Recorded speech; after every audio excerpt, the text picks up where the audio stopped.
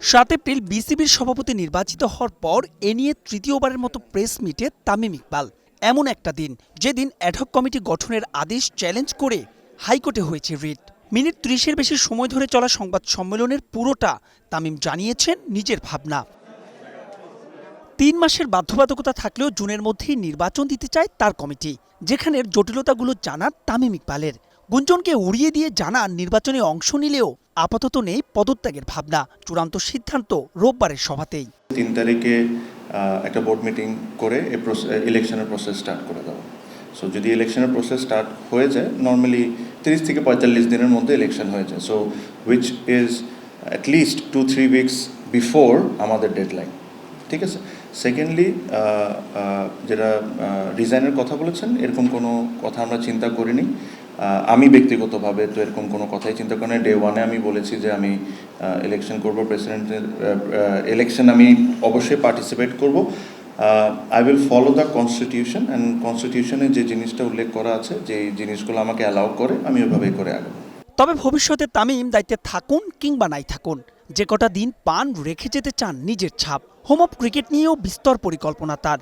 মাঠে আসা দর্শকদের স্বস্তি দিতে পূর্ব পাশের গ্যালারিতে বসানো হচ্ছে শেড, বসবে সোলার প্যানেলও। আমাদের যারা দর্শক, যারা is a massive stakeholder of cricket, ওনাদের কমফর্ট আর সব কিছুর দিকে চিন্তা করে এই জিনিসটা আমরা খুব তাড়াতাড়ি ইনশাল্লাহ প্রসেস সব কিছু যদি ঠিক থাকে শুরু করে দিব। আমরা পুরা স্টেডিয়ামের প্রত্যেকটা ছাদে আমরা সোলার সিস্টেমটা করে দিব। এটা এনভায়রনমেন্টের জন্য ভালো, এনার্জি সেভ করবে, প্লাস আমাদের প্রত্যেকটা জিনিস একটু ক্যালকুলেট করে দেখতে হবে যে এটা আসলে ইনভেস্টমেন্টটা, ইনভেস্টমেন্টের রিটার্নটা কী।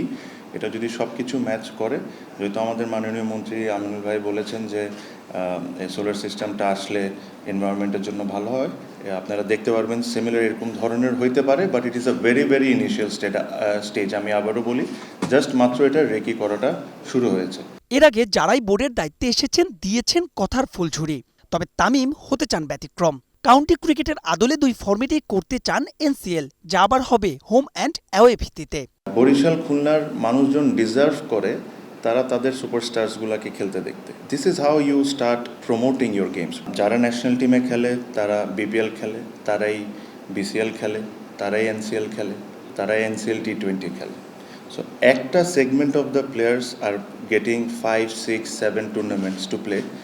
বাট হোয়াট অ্যাবাউট যারা 3rd ডিভিশন খেলে, যারা 2nd ডিভিশন খেলে, যারা 1st ডিভিশন খেলে? আমরা সবাই মিলে একটা সিদ্ধান্ত নিয়েছি, আর ইনশাল্লাহ যদি সব ঠিক থাকে এই সিজন থেকে আমরা শুরু করব। খুব সিম্পল ওয়েতে বলি, আপনারা সবাই কাউন্টি ক্রিকেটের ব্যাপারে জানেন।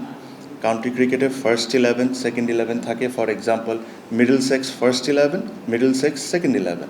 এখন থেকে এই এনসিএল যখন শুরু হবে, Chittagong will have 2 teams, 1st 11, 2nd 11। Dhaka will have 2 teams, 1st 11, 2nd 11। এভাবে করে প্রত্যেকটা টিমের 1st 11, 2nd 11 থাকবে। বোর্ডের সিন্ডিকেট রুখতে একাট্টা হয়ে সবার সঙ্গে কাজ করতে চান তামিম ইকবাল খান।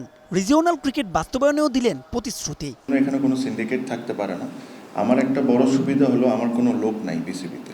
মাহবুব রিমন, স্টার নিউজ, ঢাকা।